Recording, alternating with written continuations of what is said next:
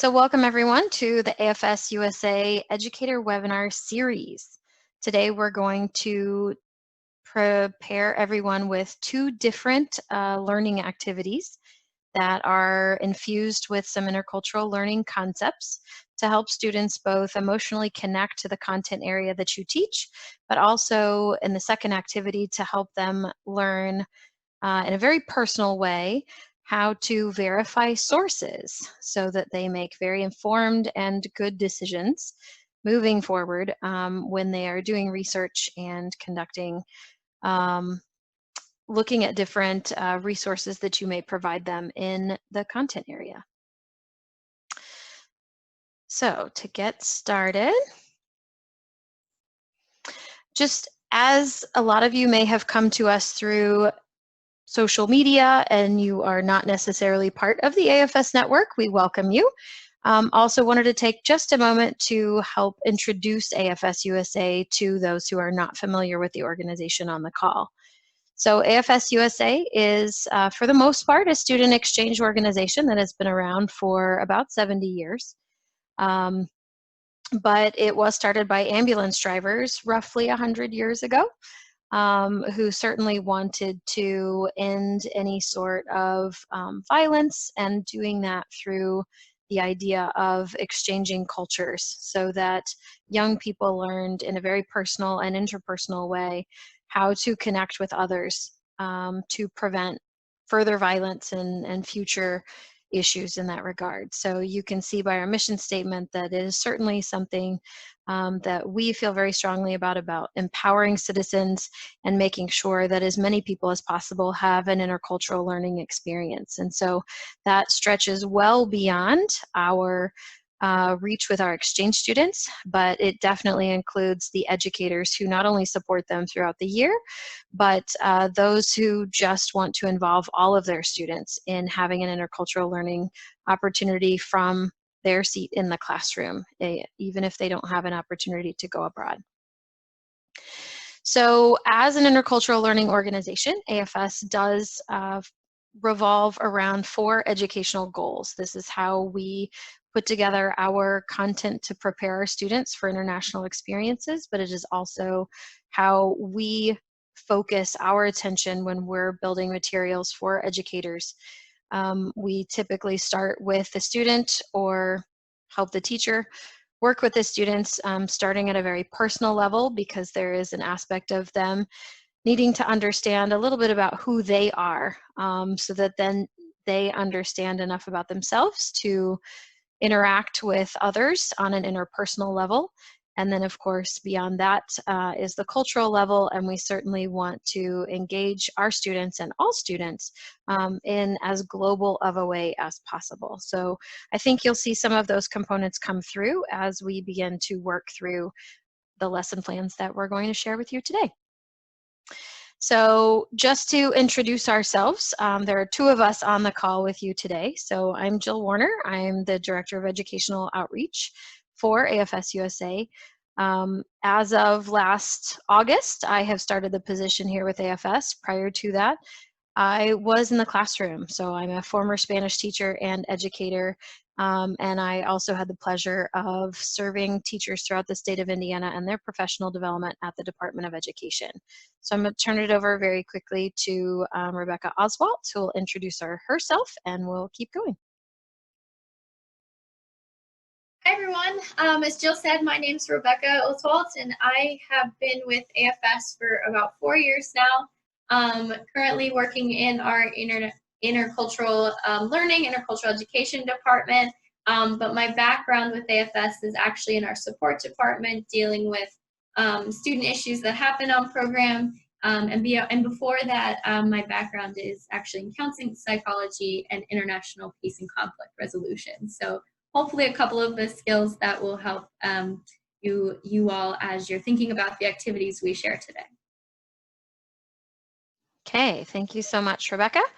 So we're going to move on here, and I'm going to launch a quick poll. So I just put a question, and it should have shown up on your screen for you.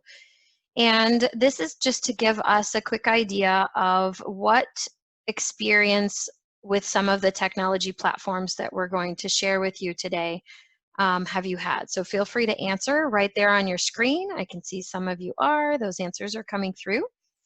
So take just a second and let us know where you stand. It will help us determine where we can go faster and where we should slow down based on what experience folks have had. And this is all based on before today's webinar.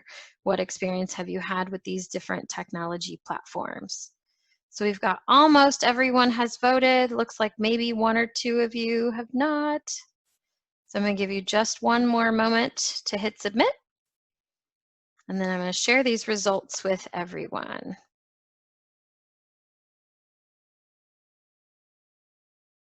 Okay, so what you should see is that it looks like the vast majority of individuals on the call have attended a Zoom meeting or a webinar, so that's great.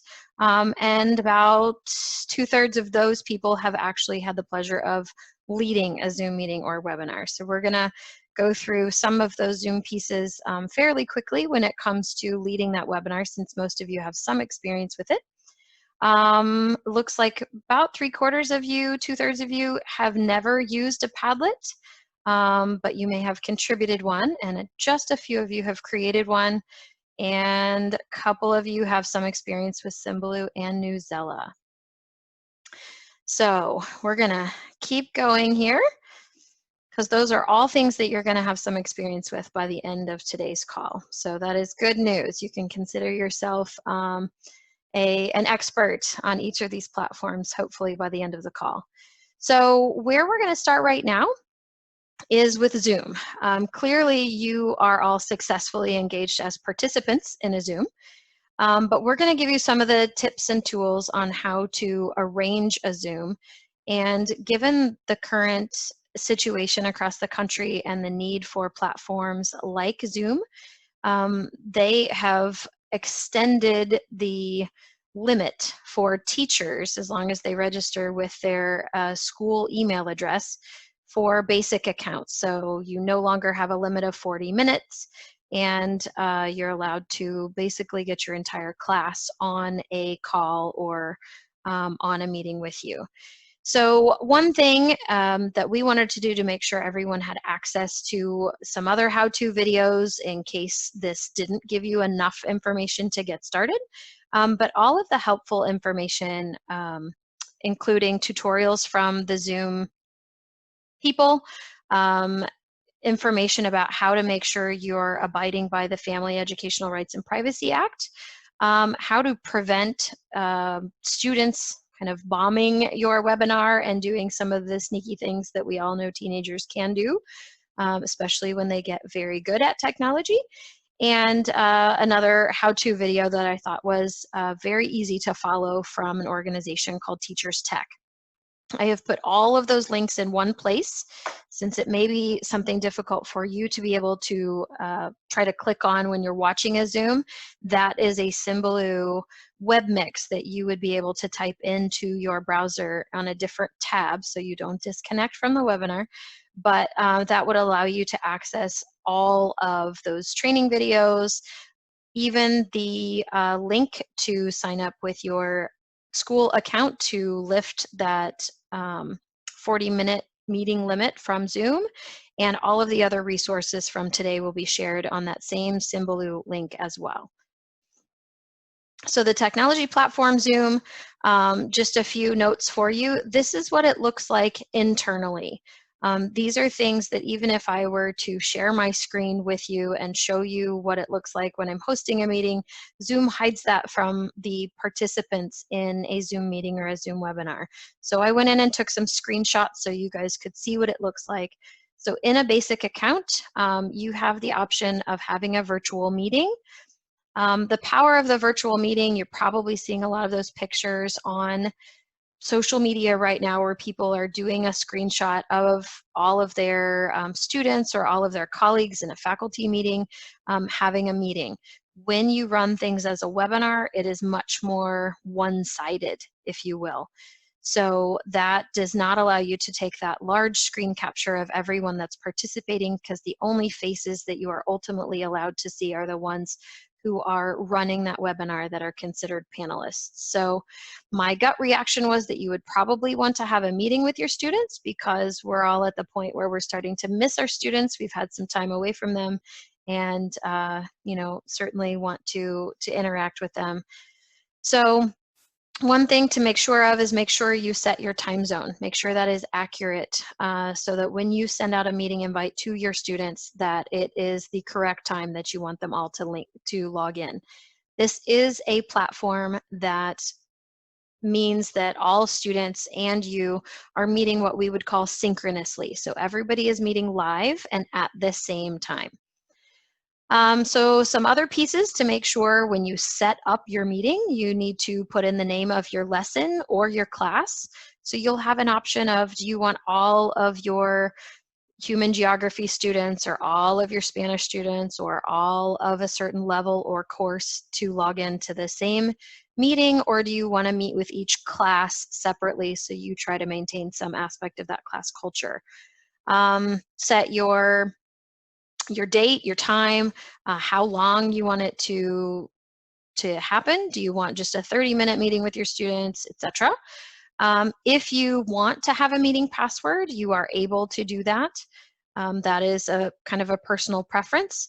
And then you definitely have some meeting options at the bottom. So if you are dealing with having kids at home that are also doing their own e-learning while you're trying to teach, you might want to make sure that it is enabled so that participants and your students can log in before you get there. Just you want to be careful if they're on there without you, because you never know what they're sharing with each other and so on and so forth. All depends on the trust level that you have with and for your students. So another option there is muting your students as soon as they come into the meeting. So if they happen to be talking to their mother in the background when they're clicking to enter the meeting, then you're not hearing that conversation. They're automatically muted until they unmute, or whether you choose to unmute them as the teacher. And then make sure you click save. Once you click save, your meeting is established. And then you can see that I've kind of highlighted here for you the link that you would push out to your students. That is where you would copy that and send it to them. Some students may only be able to log in by telephone if that's the only access that they have. Maybe they have to borrow their parents' phone while the computer is being occupied, etc. When you click on copy the invitation right there, it is going to give you a dial-in number that students would be able to call in by phone, and then they would be able to have the same meeting code and join you in a call. So their picture wouldn't show up, it would actually just kind of show up with their phone number. So just kind of keep that in mind, that phone number would be seen by the rest of the students in the class. And when it is time for you to launch that meeting with your students, then you would click start that meeting. Okay. This is an example of the screen that you as the teacher would see once you hit start and start that meeting. So you'll see that you have to unmute yourself if you want to be heard by all of the students. There have been a lot of memes that have come out about Zoom bingo or online meeting bingo, of all of the common things that tend to happen when somebody who is new to leading an online chat or an online course for the first time, the things that they're hearing, and some of those are, oh, you're muted, because everyone can see you talking, but they can't hear you. Another thing is you want to click on Manage Participants, and then you'll be able to see who of your students are in attendance.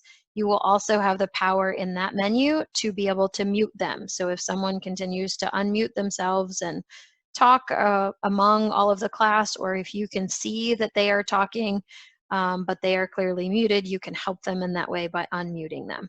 And then there is a record button. So if you do have students with different access to technology than some of the others, then you can record the call or meeting that you're having with the class and share a link to that recording with your students after the fact. And then they would still be able, although in an asynchronous fashion, still be able to hear the content and all of the information and discussion that was shared. The next of the little items at the bottom of your menu would be to make sure you turn on or off your camera. That is certainly going to be up to you, whether you want to be seen or not be seen. This middle button right there is that's highlighted green is where you have the option to share your screen. So what you are seeing right now on your screen is my screen that I have shared with everyone. And then there is a chat button. So most of you have done a fabulous job of introducing yourselves. Thank you so much through the chat box. I do think it's important. In a meeting, that is where some back channel conversations can be happening. Keep in mind in the chat feature, you can communicate with just one person or you can communicate with groups of people in that setting. So for example, if you as the meeting organizer wanted to communicate with everyone that was on the call, you could, or if you just wanted to reach out and make a single comment to a single student to say great job, or please, stop unmuting yourself and interrupting the class, you have the power to do that. And then the last few buttons I wanted to make sure that you could see is that if you have some students who are not on the call at the time that it starts or on the meeting, then you could click right on this invite button and immediately shoot out that invitation to them. There's a few different formats that it will allow you to do to kind of email it directly to the students. You also have the power to break up the students into smaller groups, and they call them breakout rooms. And it's going to ask you if you want to select the groups yourselves to allow in different activities. You may want them to have small group discussions and then bring them all back as a class. And that is something that you have the power to do. And as the meeting organizer, you can kind of jump into any of them to listen to what's going on to make sure they're on task. And then finally, when your meeting is over, there is a very clear end meeting button. And if you were recording your meeting, then it will end your recording at the time you end the meeting and start processing it as a video for you to then be able to share out with students. So that takes us straight to our first lesson idea, kind of what I think everyone was waiting for. So we're going to get right to it. We are going to pause for questions after this first lesson and then again after the second lesson. So everyone will have a chance to ask questions, but you do have the ability to ask those in the chat box as well.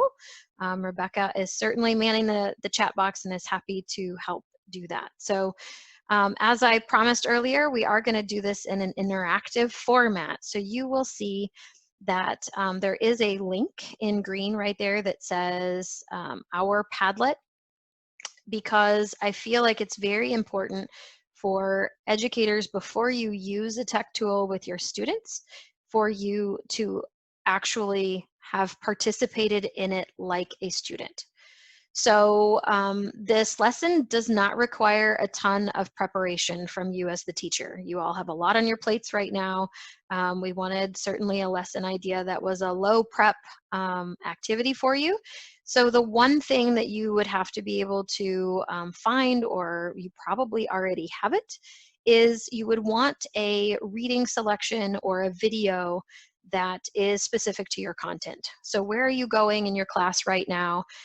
Some video or some reading selection that you want your kids to engage in. And this is simply a mechanism to help them engage and connect with whatever it is you want them to read or view. So if you open a new tab on your internet browser and you would so kindly type in that Padlet address, as you do that, I'm going to walk you through this first task, okay? And the first task is the same thing that we would ask your students to do. So you'll see in the top right corner of the slide, I have put a title of an article. This one happens to be by Kids Discover, but the article is called Sweden's Ice Music Plays the Coolest Music on Earth. And what I would ask you to do, this is the same thing you're going to ask your students to do, is to predict what it is you think that you're going to read in this article. So just knowing the title, this is a very common practice in English language arts classes before they start. a new novel or a new reading selection. World language teachers use this with a variety of information that they implement in their classes. Science teachers as well. What is it that students think is about to happen, and how can they leverage information that they've learned in the past? So we pulled this because it has a cultural context to it. It could be used for a music class, especially in our times of remote learning, but also the predictive ability is something, it's a skill set that students need to be able to do. So if you were to take this title, I want everyone to just brainstorm and think, what is something that you would anticipate learning about in an article that is called Sweden's Ice Music Plays the Coolest Music on Earth?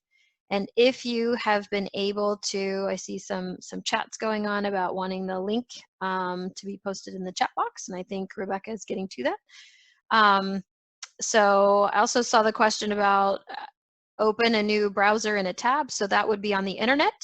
If you open up your internet browser, some of you may be taking your Zoom webinar through your internet browser. Some of you may be using the Zoom app.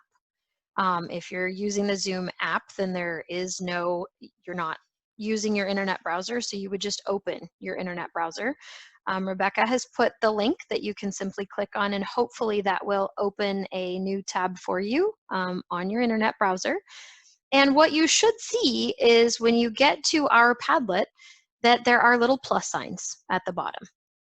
And what I would love is if everyone could just take a quick moment and click on the plus sign that is under predictions based on the article or video title. And just type in a single sentence or a single thought about what you think you might learn when reading Sweden's Ice Music Plays the Coolest Music on Earth article. So, and one thing that everyone will be able to see is as people start to post, you'll start to see their posts appear. So we've already got a couple of people posting. One thing I'd love you to see if you can try is by clicking on the 3 little dots on top of the box that you have been contributing to, and see if you can change your box to blue. Okay, so people are still typing, people are posting. This is great. Looks like everyone is able to test it out. You should also be able to scroll in there to see as more people add their information to the Padlet. So we've got at least 3 people who are on the call who've been able to put a post in there. Again, your challenge with the Padlet is to see if you can click on those 3 little dots in the corner of the box that you posted in and see if you can turn your box blue to match the other ones within that column. There we go. Somebody's able to take that on. Okay, so again, keep posting. If you want your students to be able to do it, you certainly want to have experienced what they will experience. It's how you will best be able to answer their questions and field any difficulties that they may be having with the technology. This is how you will be able to handle that. So is making sure that you've had the practice with it as well, which is why we set up a sample for you. Okay, so when you launch the lesson with your students, what you're going to want to do is provide them with a title. Now you have the option of providing them with only the title, or if you are going to do all of this kind of offline, where you're going to share this information with them, ask them to walk through the activity, and then you'll come back together as a summary at the end for discussion, you can do that. But if you want to build it or break it down into different stages, then you could provide them with the title, ask them to post their predictions, and then once you have seen that they have posted their prediction, you can release the link to the full article to allow them to read that. Okay. So of course you want your reading selection to be at a reading level that's appropriate for your students, certainly at a length that is appropriate for them as well. So one thing I thought I wanted to make sure I shared with you is how to find reading materials. You're not in your classroom right now. You're trying to do everything from home or remotely. So you don't necessarily have access to all of the materials you would have had before. So one tool for you is what's called Newsela. Some people call it News ELA for English Language Arts, but you'll see I just took a screenshot of Newsela that they have articles, everything from science, health, arts, sports, etc. So a variety of content areas. They are nonfiction. Newsela is actually doing free access to the material, I believe, until June 30th. So this is a great way from now until the end of the school year for you to be able to access articles. They almost all have a picture associated with them to help your visual learners. And a couple of the things that are really great about this website and this service for students is that the same article may have 3 to 4 different reading levels associated with it. So if you have a student group that you have different reading levels in that same classroom, which I think most of us usually do, this will allow you to get the same article in students' hands, but at a reading level that's much more appropriate for them. So they can still connect and participate in the lesson, but they have been able to read at a level that is consistent with where they are and what they're capable of. Again, it's available in various content areas, and another piece that may help you connect to your English language learners if they happen to have a Spanish background, if that is their native language, some of these articles are available in Spanish as well. So for any world language teachers, if you happen to teach Spanish, this is a great resource for you to have nonfiction reading available in Spanish. Okay, so Newsela is certainly a way to find an article for students if you're looking for videos. I think we all know that we can use YouTube, so that is certainly an option. And another opportunity is for you to consider the introduction of what are called the Sustainable Development Goals or the Global Goals to your students. You'll see that there are 17 different goals. These are worldwide goals that came about from the United Nations, and you'll see the topics, everything from no poverty to good health and well-being to quality education to climate action, reduced inequalities, peace, justice, and strong institutions, and many more. And so there's a lot of reading material available for these. The reading material is available in multiple languages because, again, these came from the United Nations. So this is another aspect of reading material that you could put in front of your students. There are also a lot of videos that are associated with the Sustainable Development Goals. And so you can, when you're looking for resources for them, I have curated a few for the group, but you can also call them the global goals or the sustainable development goals, and can Google and look for YouTube videos for both of them. So now that we've had a few people make their predictions. So again, I've had one person say they weren't sure how to change the color of the box. So it's as simple as clicking on the 3 dots that are in the top of the box where they personally posted. And there will be a set of color bars or little color boxes at the top, and that's how you change the color. Okay, but to move right into the rest of the lesson, there are 3 steps. Okay, so this is a fairly simple lesson for students, and having been in the Padlet already, you can kind of get an idea of what students are going to be doing. So the first one is to have them predict what they expect to learn from the title, which you guys have already done. Thank you. Step 2 is direct them to go to a Padlet that you have created. So this is when you are going to create your own Padlet, and I'll walk you through that here in a little bit. And you want them, after they've shared their predictions, to also contribute to the 3 other categories. So one of those says true, one says false, and one says truly amazing. And what's going to go in each of those categories is students, after they have made their prediction, and then after they read the article, they need to go through and find one thing that was part of their prediction that they believed that they were going to read about and that is actually true. Okay, so something they predicted would be true or that would be a part of the article and that is actually true. Something that they learned in the article that they thought was going to be true but is actually false. and then something that truly amazed them in that article. So something that they connected with very personally that was amazing or surprising, and just new and different and exciting to them. And then that is where they're going to share those pieces, and you can ask them to color code them under each of the categories. But I did set up this Padlet to keep everything in line. So as long as they post under the right heading, then they will be fine, and you'll know that that was the true post, the false post, and the truly amazing post.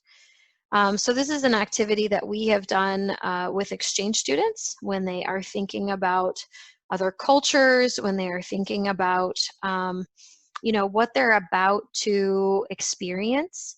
And so, and then after they've had their exchange experience, having them reflect on, this is what I thought was going to be true about Americans or American stereotypes, and it actually is true. I thought this in my home country before I came here, and I realized it actually is true.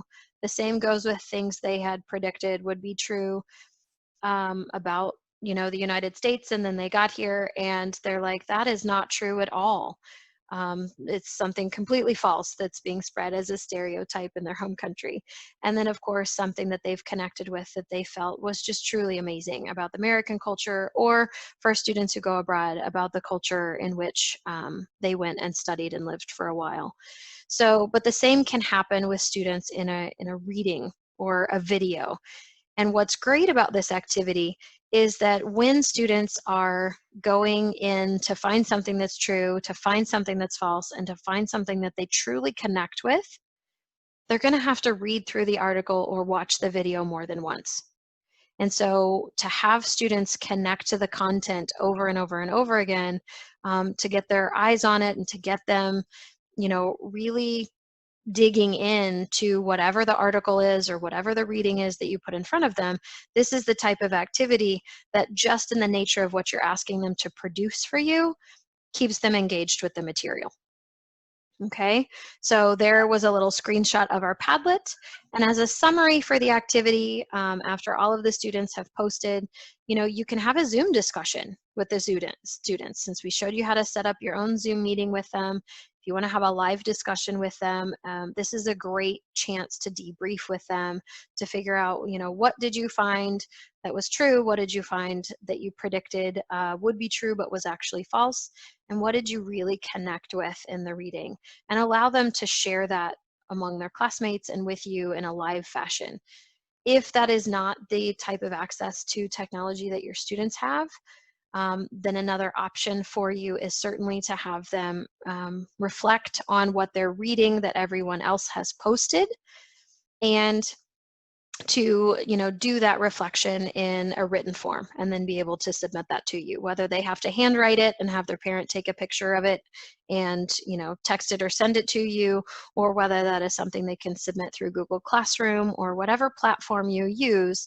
There are kind of low-tech and high-tech opportunities here to engage students in the same activity. Okay. If I can add to that, yeah, I think one of the examples that you see, I see a couple of participants already entering their true, false, and truly amazing about the Swedish article.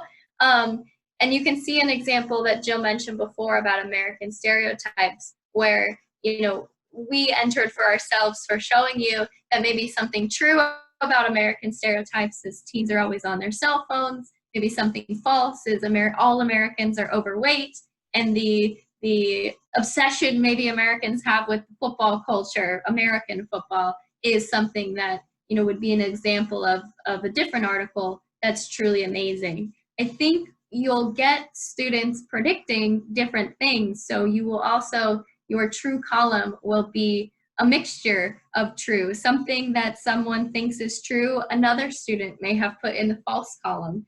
So those are kind of opportunities for you, no matter how you choose to debrief or discuss the activity, to kind of look at the background or someone's knowledge coming into a situation. Well, how did you know that was true? It didn't really allude to it in the title of the article. Oh, I have this experience that leads me to believe that. Or someone else maybe doesn't have that much experience, and those background experiences informed how they read the article. Even if they read or watched this video you assign a few times over, their background, their experience with the world, with your classroom and the material is going to impact what types of things they attach to in either of these three categories. Okay, thank you, Rebecca. And so to sum up this activity, basically we put some sample reflection questions for you, so you can use these questions, you can add to them, you can create your own, whatever is easiest for you. But you can certainly ask them to think about what common themes or topics are they noticing in each of the categories. You know, how do their ideas compare to the reality of what they read or what they viewed? And then ask them, and this is the true intercultural piece if you're having them really read something that is deep into your content area, ask them how someone from another generation or another culture might react to the same information that they read. Because I think a lot of times our students don't necessarily keep in mind that their perspective is one of many. And when you ask questions like this, you are encouraging students to remember that their perspective is not the only perspective. And it creates a culture of inclusivity, and it creates a culture of openness where students can learn to connect with one another and to, you know, be more respectful of the opinions and thoughts and backgrounds of other individuals. Okay, so we're going to pause real quick to see if there are any questions about Zoom or about the lesson True, False, and Truly Amazing. So we can open it up and allow you to speak if you want to ask a question verbally, or if you want to put your question in the chat box. We're going to take just a couple minutes to make sure we save time for the other lesson plan that's in here. So if you do have a question, either start typing or you can raise your hand. You do have that ability to raise your hand and we can allow you to talk and ask your question verbally.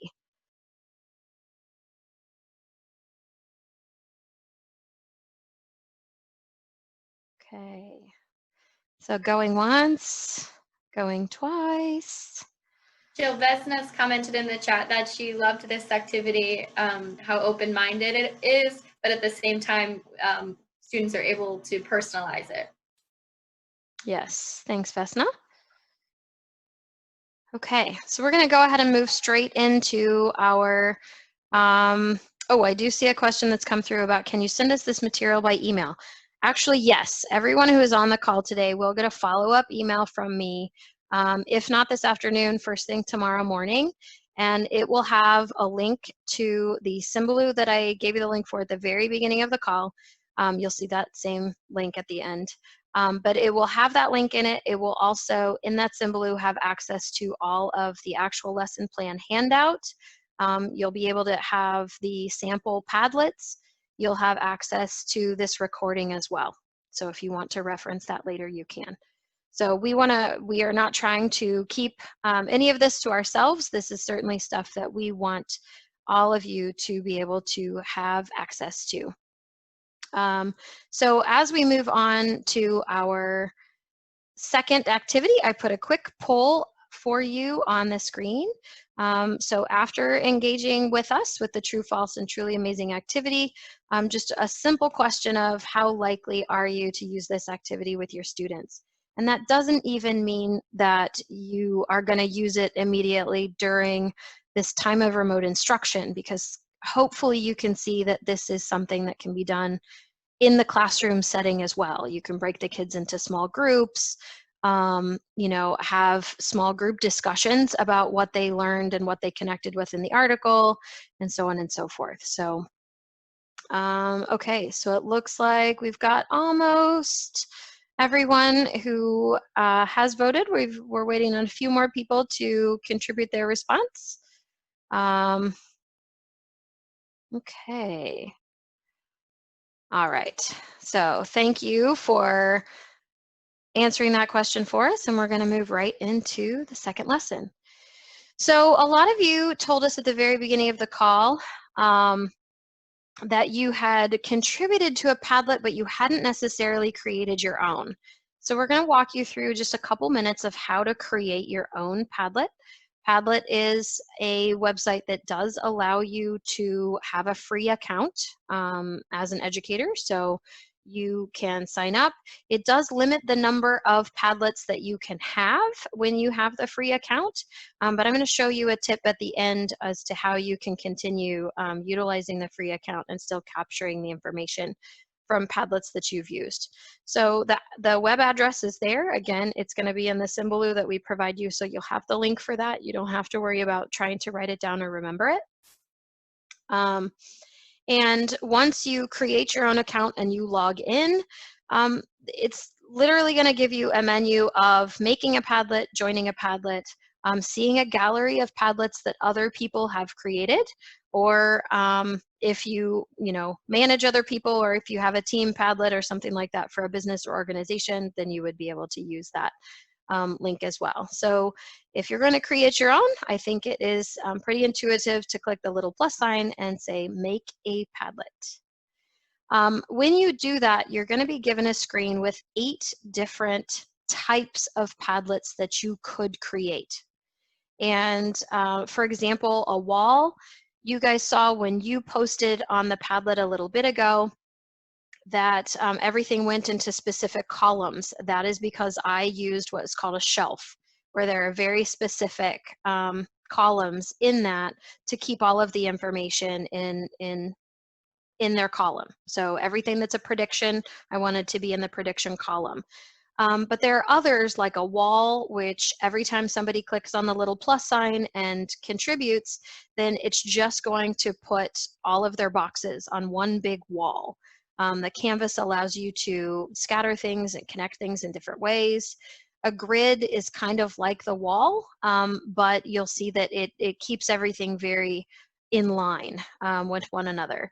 The stream is just going to be kind of like what you might experience with a blog, where it shows you one item, and then below that are the things that had been posted previously. The back channel is going to look like a chat or text conversation on your cell phone, where individuals are contributing and it's kind of going back and forth. That can be a great mechanism. It's kind of like the chat box, only you'll see it as a little more of a back and forth. The map, this would have been a great avenue for us to use something like the map. If you're ever doing something with a national group or a wide variety of people from different places, or I even connected with an educator this morning who was doing an amusement park activity with her students and having them create and describe and so on. And so I suggested that she use the map feature of Padlet, because that way the students could post where in the world that amusement park would be. And so when the students open up that Padlet, which is kind of like a virtual corkboard, what they would see is they would see all of these little pins that are dropped all around the world where all of these different amusement parks are.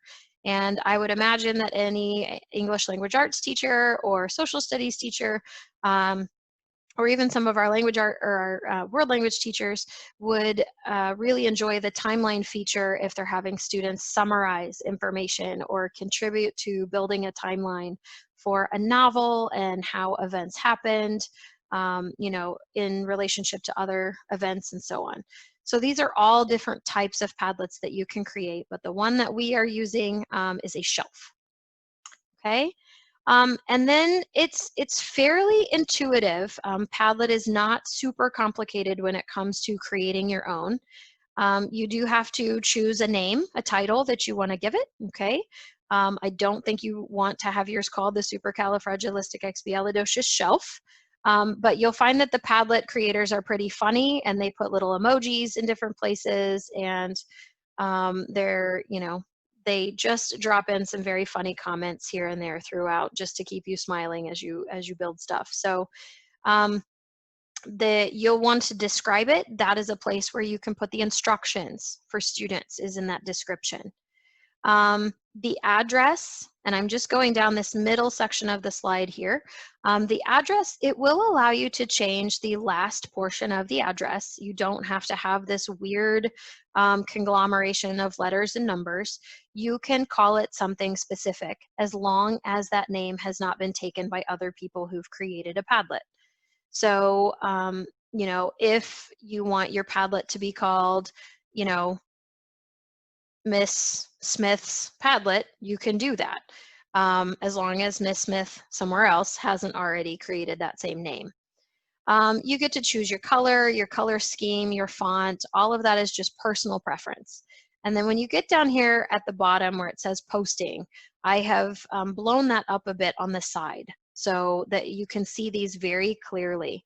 Because a couple of things I want to make sure that you call your attention to is when you get down here to content filtering, you have the option of requiring a moderator to approve it. Now, let me remind you that you are the moderator as the one who is creating the Padlet. You also have the option to filter profanity. So again, this comes back to how much do you trust your students to post things for their class without your moderation.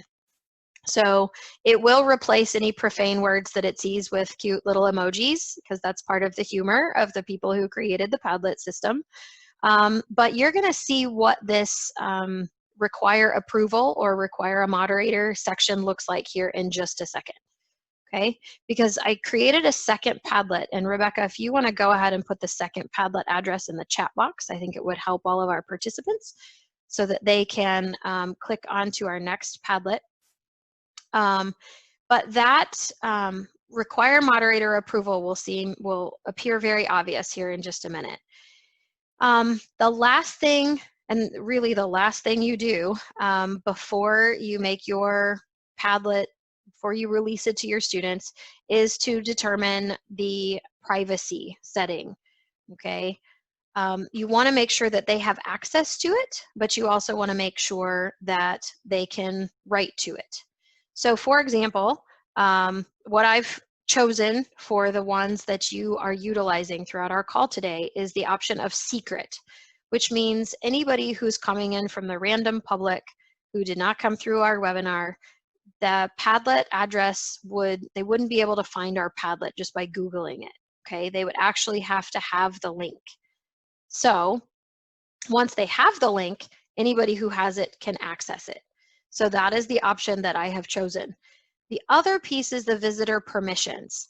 There are 3 levels of permissions. One is that people can read it, one is that people can write it or write to it, and the other is that people can edit it. The only person or people to whom you should give editing rights would be a partner teacher or a student teacher or a colleague. Okay, someone else who is doing the same activity with their students and you want all of your students to contribute to the same Padlet. If you have a partner teacher in another country and you guys are doing a simultaneous dialogue or contribution to a project, you can absolutely give them permission to edit the Padlet, which means they can help moderate, they can change the color, they can change those same things. But you don't want your students to have access to that. You want them to be able to write to it, which is where they click on the little plus sign and they add to it. But they're not changing the settings of the Padlet itself, okay?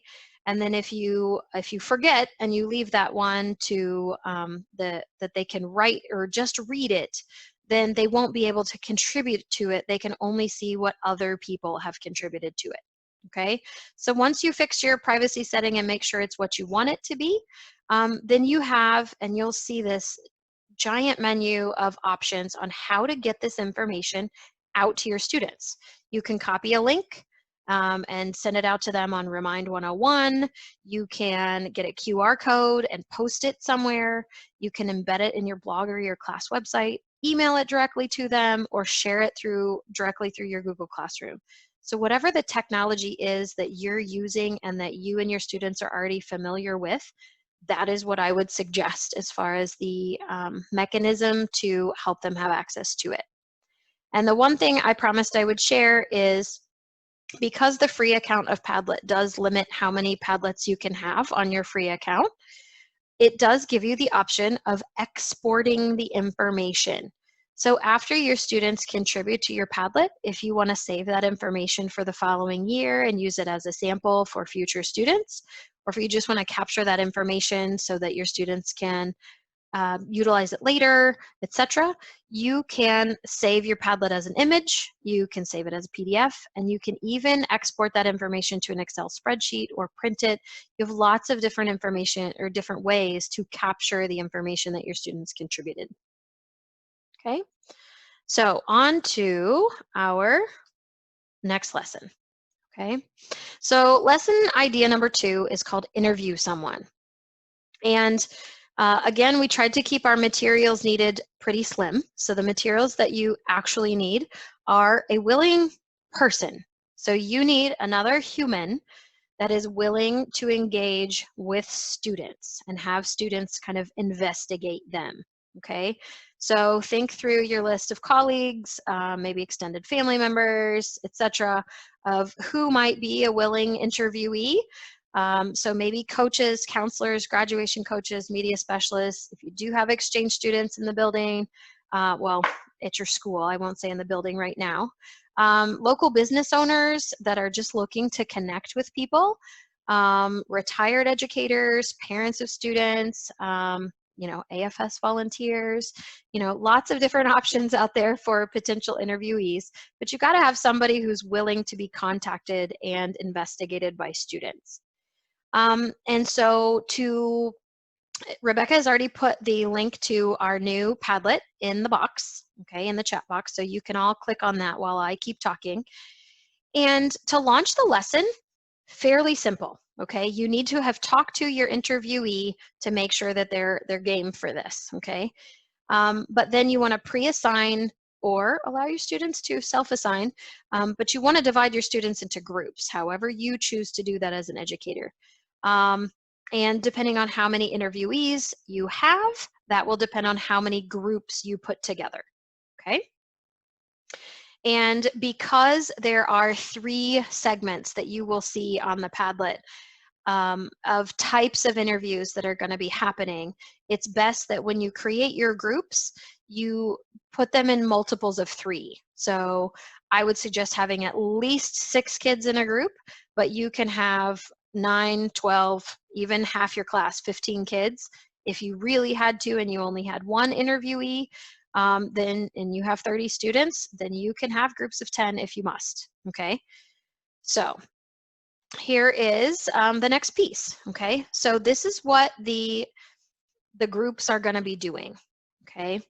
If you have a group of, say, 9 students, then that group of 9 students has 3 in kind of group A, 3 in group B, and 3 in group C, or group 1, group 2, group 3, in that one larger group of 9 kids, okay, or 15 or whatever. And so the first group, they are going to interview the person that you have selected and assigned to them, but they can only communicate directly with that individual. They can only call them, FaceTime them, Zoom them, text with them, etc. They are not allowed to do internet research, dig on social media. They're not allowed to call their friends. They have to connect with that individual themselves. So in our era of remote instruction, this is a great way for kids to do a Google Hangout or kids to do a Zoom with the interviewee, so that all of the kids are hearing the same information at the same time, so that this interviewee that you have selected only has to do one interview with the group.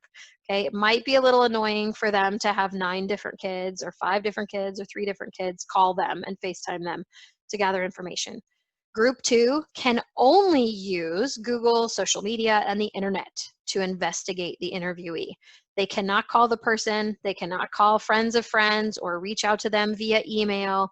They can only rely on the static information that they can find on the internet about the person.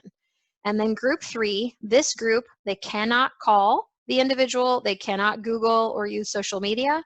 They are limited to only reaching out to individuals that know the interviewee.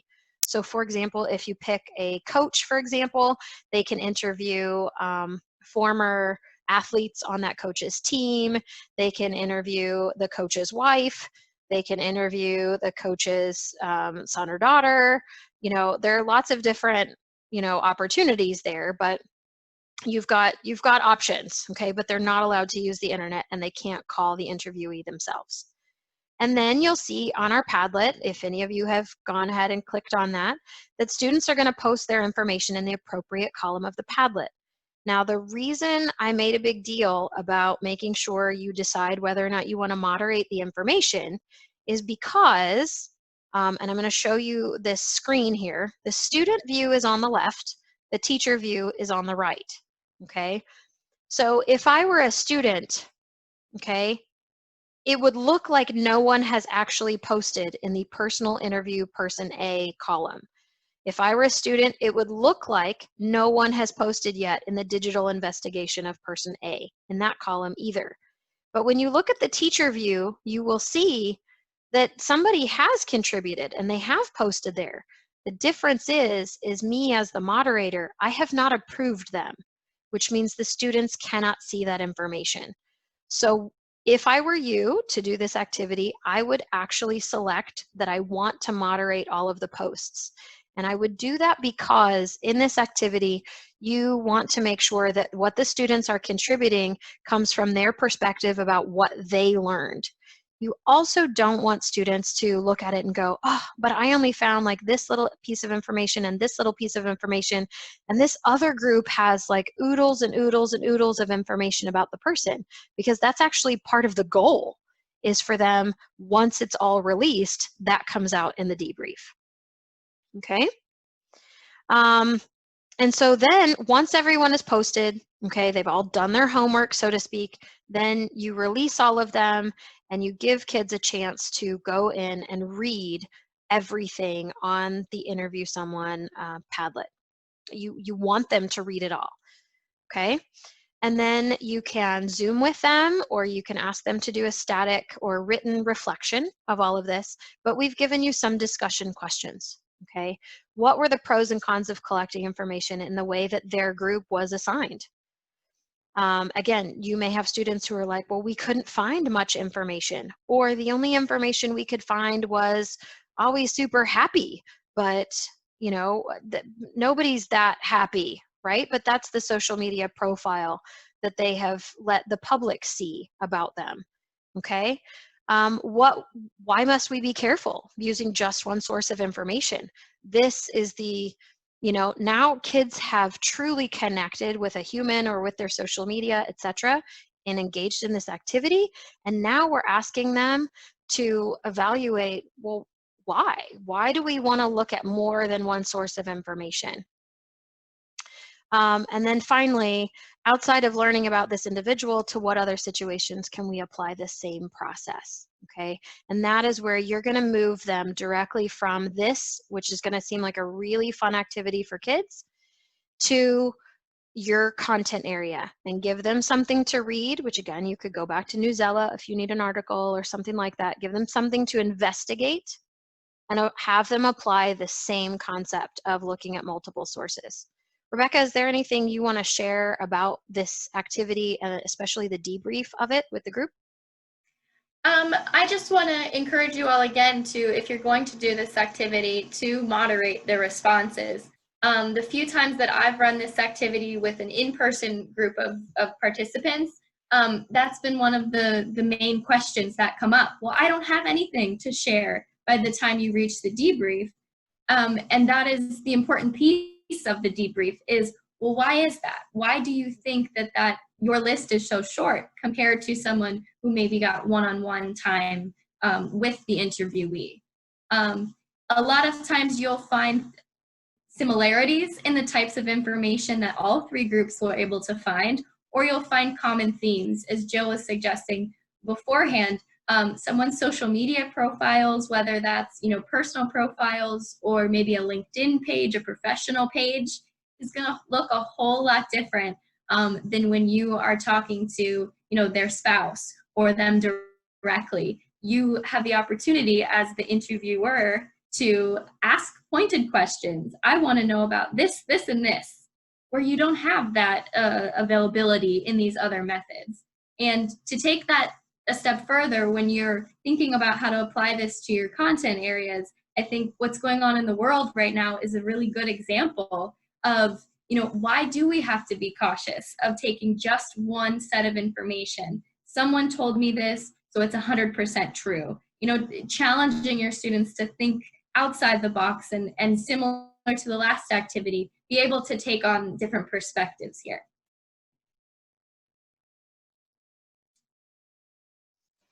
Okay, so we are wrapping up our call, and we are, for the most part, right on time here to end and summarize things. If you do have questions, please start putting those in the chat box, because we are basically at the end of our webinar. But I did want to put on screen here for you, hopefully what we're hoping you could take away from this webinar, which is multiple resources to help you and your students, that you have connected with some other teachers who across the country who have some common interests with you in engaging your students, both with the content and intercultural learning, that you've gained access to resources to allow you to replicate these activities, and you have ideas for reading, writing, and discussion. That this is a new avenue for lesson ideas. AFS USA is happy to help. We're excited to connect with educators and glad that you were able to join us today. And we hope that these are activities that you would be able to use in the future as well, and not just during this critical time of new remote instruction and all of that. And certainly it's important to us that we provide you with some resources to allow you to infuse this idea of intercultural thinking into your content area instruction. So just a reminder of our educational goals. I am going to bypass our general questions just to make sure that we enter the Q&A and make sure you have the information on how to connect with us moving forward. So that is our general inbox if you have any questions for us. If you have not registered for the other two webinars, there'll be 2 more lessons on each one of them. And we will not duplicate the tech tools that we're sharing. So in next week's call, there will be 2 different tech tools, etc. If you do have a friend that you think should join our network, or if you came to us through social media today and you don't get our newsletter, we do send out an educator newsletter specific with lesson ideas, opportunities for students, ways to connect with content, about every quarter. So we do not bombard your email as a teacher. Trust me, I lived many, many years of that, and I know that I want to be protective of your email inboxes. And if you immediately want to access the all of the materials, it's right here at the Symbaloo address, but I will send that out to everyone who attended the call today via email tomorrow. So if there are any questions, you guys have been posting some very kind comments. Thank you so much, but we're happy to engage in discussion, but we also want to be respectful of your time. So if you need to go, we understand, but if you have questions about how this looks in your classroom, now is a great time to either post those in the chat or raise your hand, and we will unmute you and allow you to ask your questions live. One of the first questions we got in the chat, Jill, was, do you know if Padlet has a Spanish language option? You mean to actually put the Padlet in Spanish? Well, not necessarily, but having been a Spanish teacher myself, all of the, like, you can put your title, you can put all of your instructions, you can put all of your personal information that you're creating in the Padlet, you can put all of that in Spanish. So all of the prompts, because you're inputting all of that information. So, so even though the Padlet itself as a website is not necessarily in Spanish, everything that you contribute to it can be in Spanish. So that would make it a whole lot easier for a native speaker or an English learner to be able to use and access if Spanish were their native language. Great question. Okay, any other questions out there?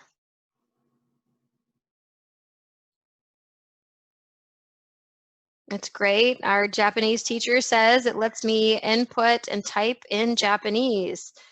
So that's great. So this isn't good for just Spanish, it's good for Japanese as well. Any other questions that we can answer? Otherwise, we hope you guys will tune in next week. Sign up for that next webinar next week. Bring your friends, and we'll train all of you at the same time on 2 new activities. And we thank you very much for being part of our call this afternoon. Stay safe and stay healthy, everyone. Thank you.